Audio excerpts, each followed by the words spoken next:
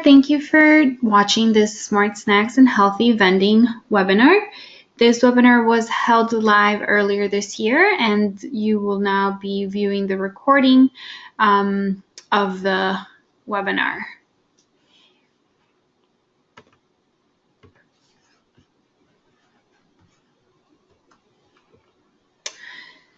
So a little bit about me. My name is Carolina Arango. I am the Nutrition Education Specialist here for the Healthy Schools and Wellness Programs team, which is within the Division of Health and Wellness in the Office of the State Superintendent of Education.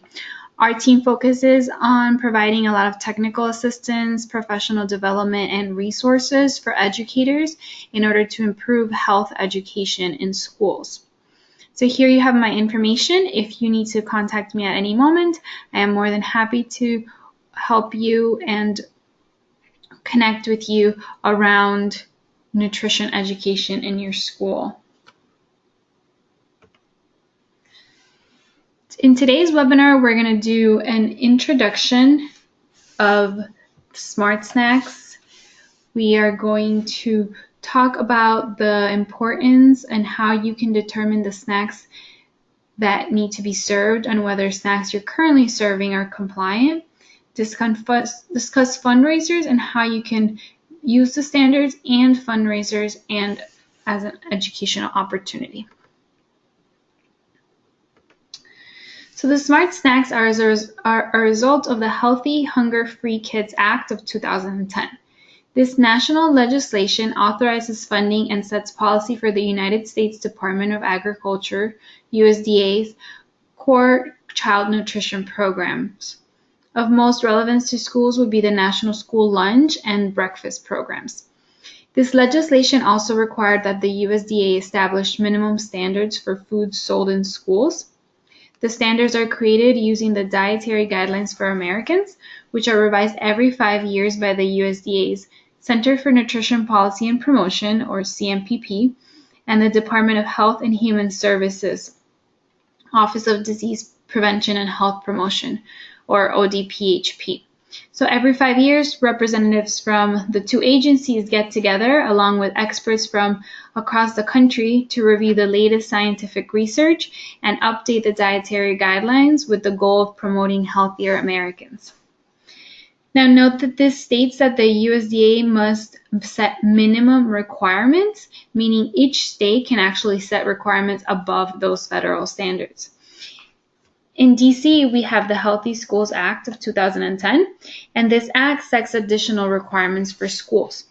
So in the local legislation's Section 206, which is Healthy Vending, Fundraising, and Prices in Public Schools, it is stated that all beverages and snack foods provided by or sold in public schools and public charter schools, and also any participating private schools, or any foods or beverages provided by organizations participating in the after-school meal program, whether it's through vending machines, through fundraisers, snacks, after-school meals, or any other means, these foods shall meet the requirements of the USDA. And there are food and beverages that these requirements do not apply to, and we'll touch upon these later on in the webinar.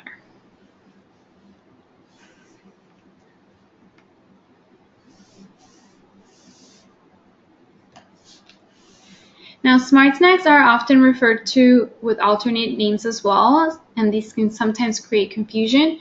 If you hear Smart Snacks in school standards or all foods sold in school standards, both of these names are referring to the same USDA standards.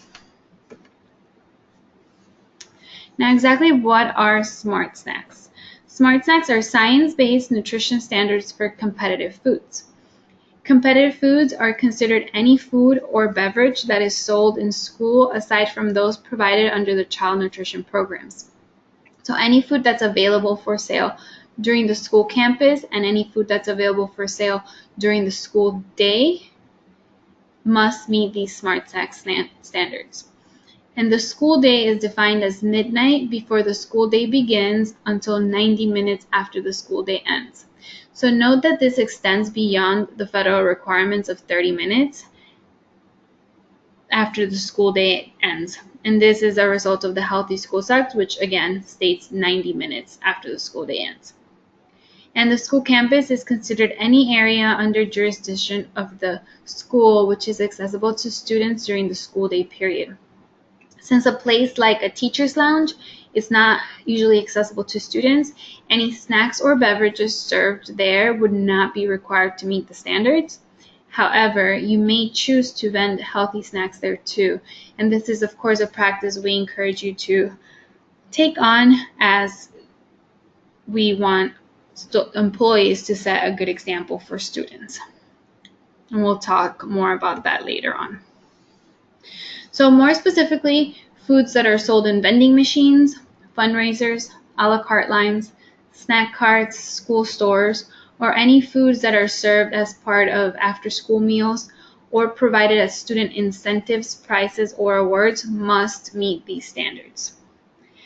And additionally, any third party other than school-related organizations and school meal service providers must not be allowed to sell foods or beverages of any type to students on the school campus during the school day. So as mentioned earlier, there are some foods and beverages that are exempt and do not have to meet the standards. These foods would be any foods and drinks that are available only to faculty and staff members.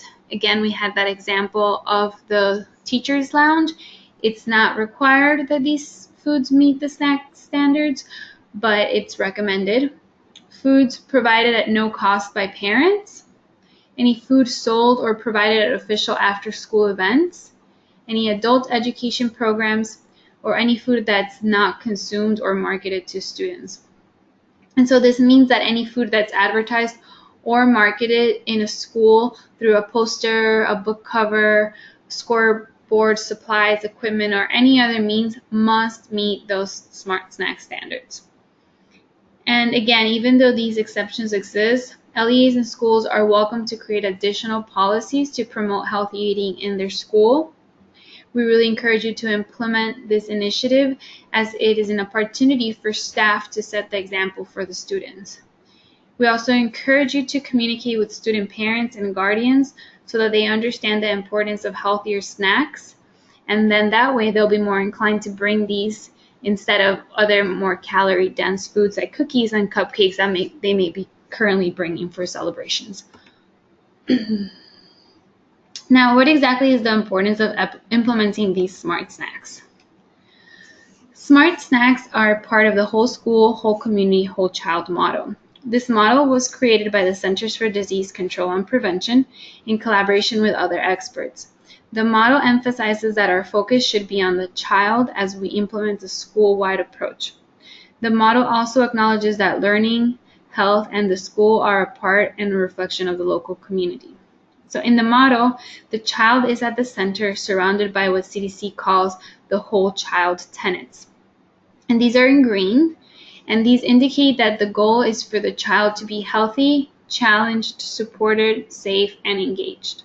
So if we're thinking of these, we can really visualize a really healthy child that is ready to learn, which is our ultimate goal.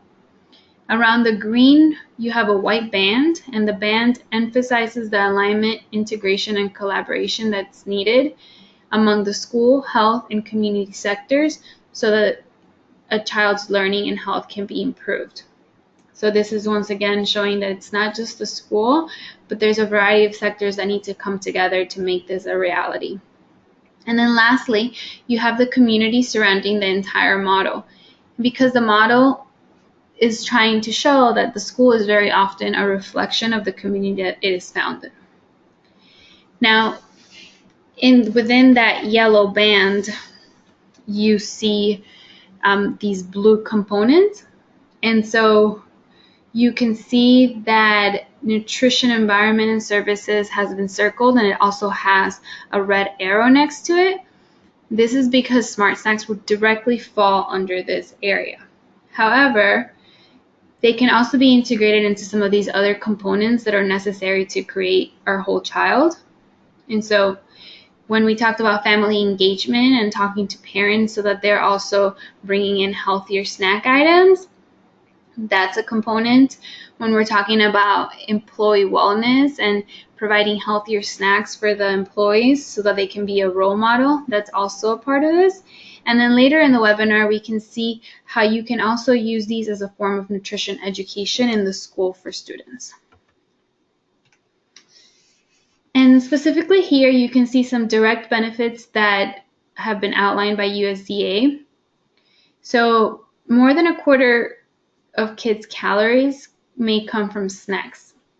And by offering our students healthier snacks, we are ensuring that they have access to healthier items that are providing them with a higher nutrient to calorie ratio when they consume those foods.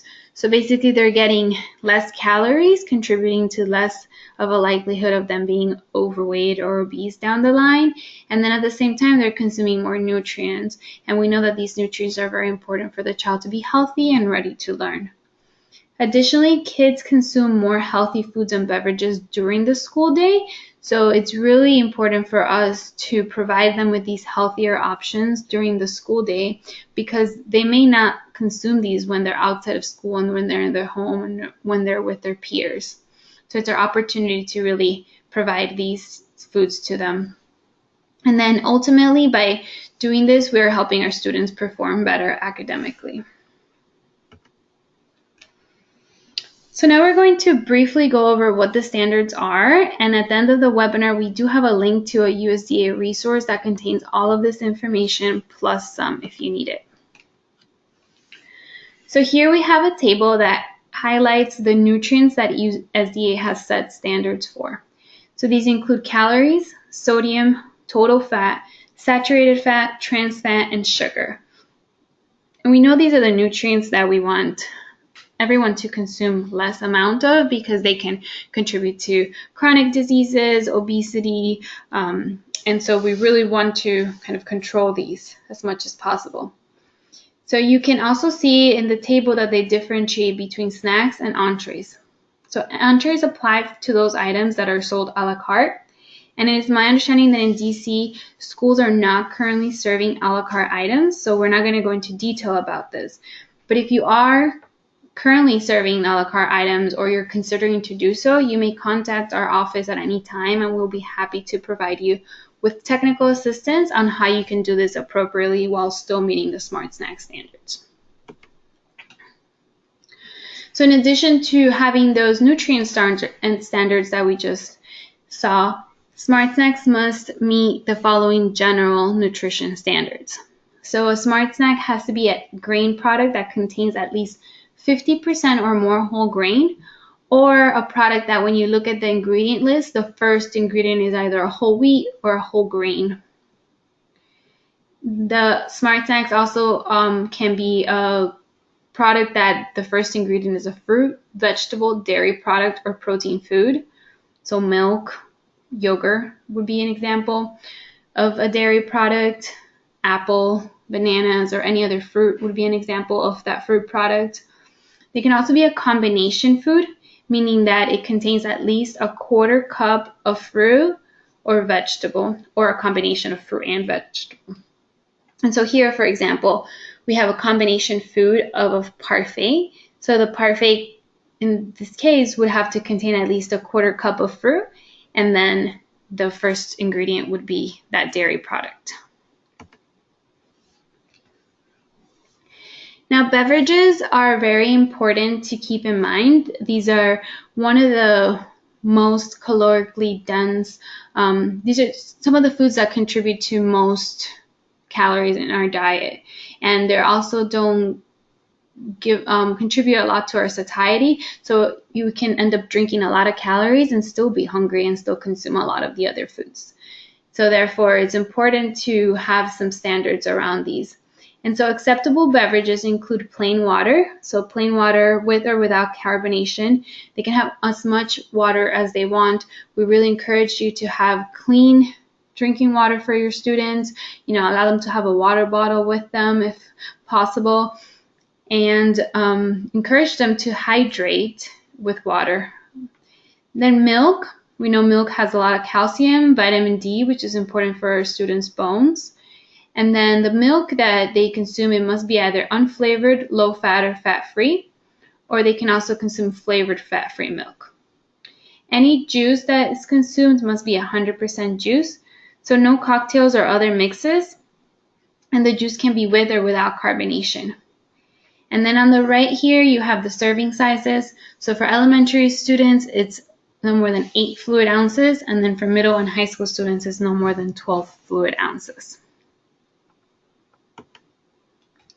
Now, high school has a few additional beverage options, and these are low-calorie beverages, which have a maximum of 40 calories in 8 fluid ounces, or 60 calories in 12 fluid ounces. Calorie-free beverages, which have less than 5 calories in 8 fluid ounces, or less than 10 calories in 20 fluid ounces.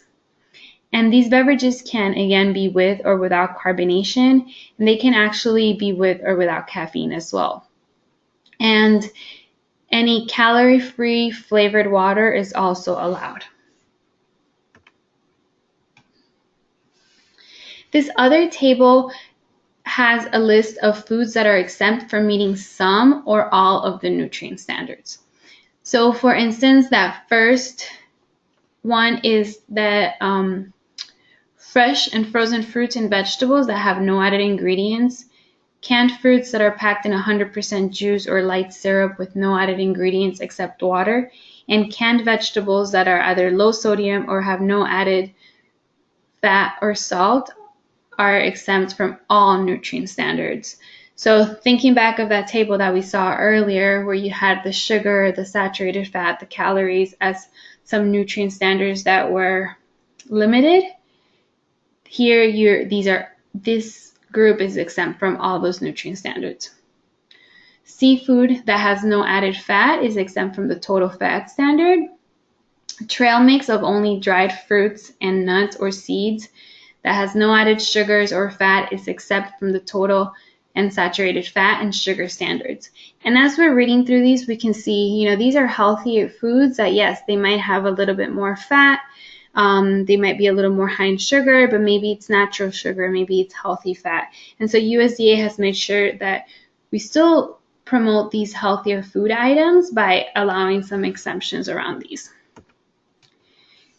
Here we have that dried fruits with no added sugars or fats are exempt from the sugar standards, and that reduced fat cheese, nuts, seeds, or their butters, whole eggs or combinations like apples with reduced fat cheese or celery with peanut butter and raisins are exempt from the total fat and saturated fat standards.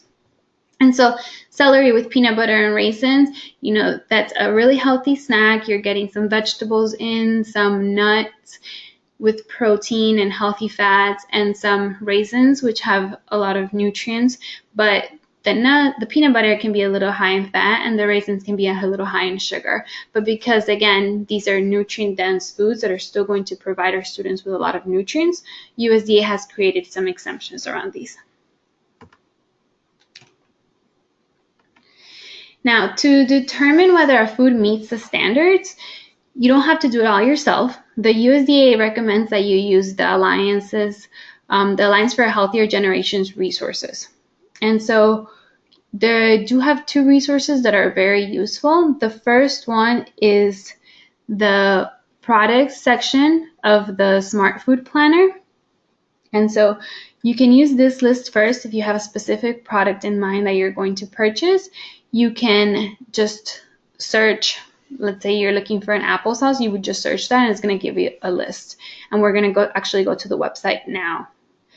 And then the second link that you see here is the product calculator. And so if you have a specific product that you want to determine whether it's compliant or not, and it's not on that product list, then you can go to the site, answer some questions, and the calculator is going to do everything for you. So here we have a nutrition facts label, and you can see which nutrients you're going to have to input in. These have been highlighted for you. And so the standards are set for all products as packaged and sold. So for example, if you have a bag of potato chips, if there is more than 1 serving on the package, you must enter this into the calculator. You must say, there's 2 servings in this bag. then the calculator is going to do the math for you. So for instance, a bag of chips that has 2 servings, it may end up not being compliant because now you have multiplied everything, all the nutrients that are in there by 2. And so the results may exceed the nutrient standards. So let's quickly look at the product list.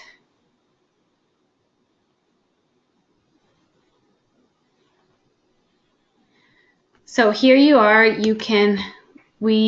let's see, applesauce is already typed in there.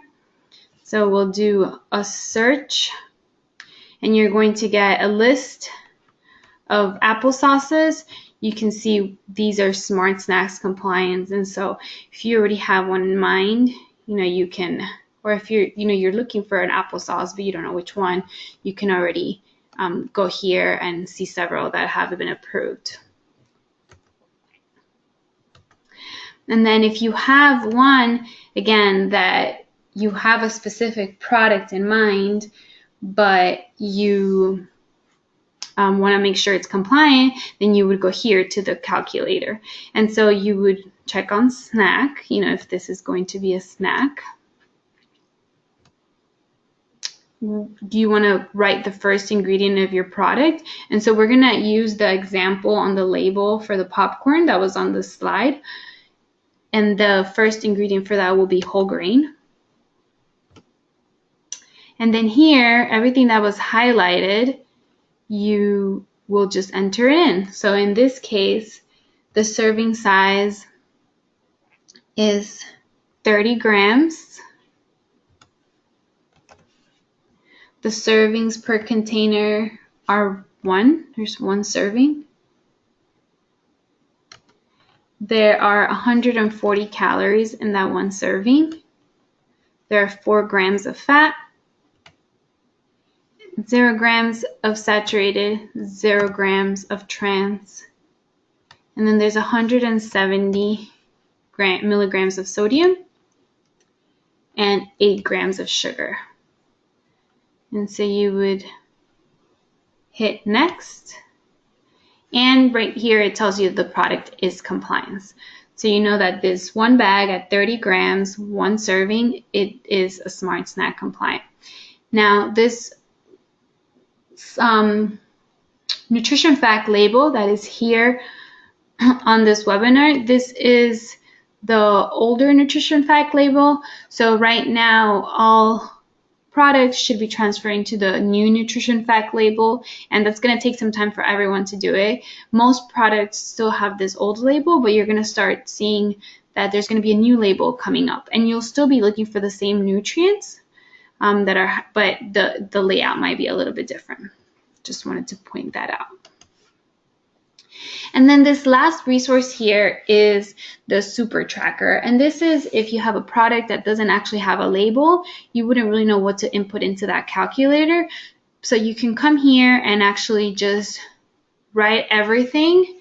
So again, once you click on that link, you're going to be taken to the My Recipe section of SuperTracker, and you want to just write everything that was in your recipe, and then you're going to get the breakdown of the nutrients after. And just want to kind of you to see what it looks like. Then you can export the recipe as a PDF, as an Excel, as a Word. So you can play around with that here and make sure that your products are compliant that way too, any homemade products. Now, as we mentioned earlier, fundraisers are not exempt from the Smart Snack standards. So this means that any food or beverage that is sold in a fundraiser must meet the Smart Snack standards. And there are no limits on how many of these sales you can have during non-school hours, on weekends, or at off-campus events. Now, we encourage you to try some of the fundraiser activities that are here. And these are activities that go beyond selling food. We do have fresh produce, because if you are going to be selling food, then we really encourage you to start selling fresh produce so that it just becomes more and more common and more normal for our students to want to eat fresh fruits and vegetables. But if you're not going to be selling food, if you're not going to be selling fresh produce, then we encourage you to try some other fundraising activities. So you can purchase books, sell books to students, encourage reading. You can have some school spirit merchandise, so get that school spirit in for the students. You can do competitions. A good one is a physical activity competition because you're really promoting physical activity in the school. But any other non-food item that is relevant to your school or to your students' interests would be a good fundraising idea to kind of get away from that food fundraising mindset. And then last but not least, whether you're in the classroom, in the cafeteria, or during any other opportunity throughout the day, try to use the Smart Snacks concepts to teach students about nutrition.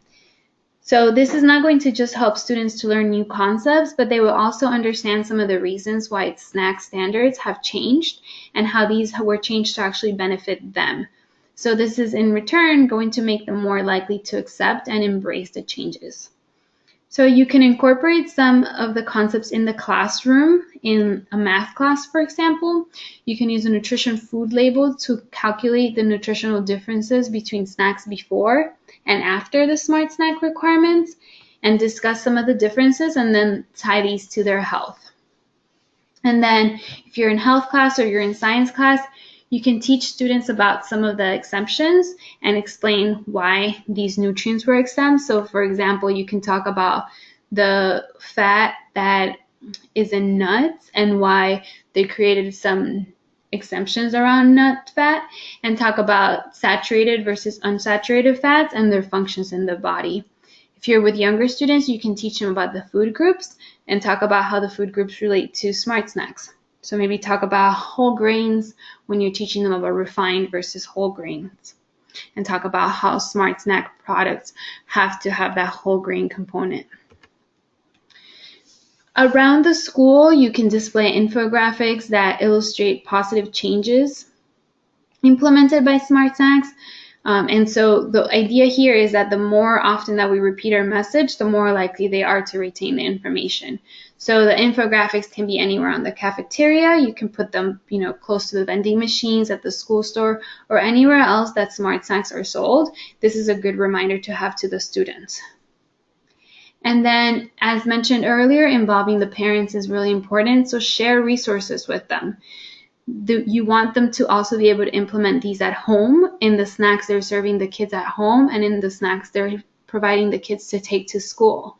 And if they are going to bring items to school to have a celebration, having these ideas for them of what snacks are Smart Snack compliant will also make sure that they're more engaged and knowledgeable on the topic. And then last but not least, here are the resources that mentioned earlier. So be sure to check these out. You have best practices for healthy school fundraisers, get some ideas there. You have the team nutrition resources, and then you have all of USDA tool for schools and all of the Smart Snacks information. And then as well as here, you have some more resources like the Alliance for a Healthier Generation and the USDA and CDC resources. We hope that this webinar was helpful and it was a good reminder of what Smart Snacks are and how they should be implemented. And please, again, do not hesitate to contact us here at OSSI, either the school programs team, which works directly with the schools around the National School Lunch Program, or me as the Nutrition Education Specialist in the Healthy Schools and Wellness Programs team. Thank you.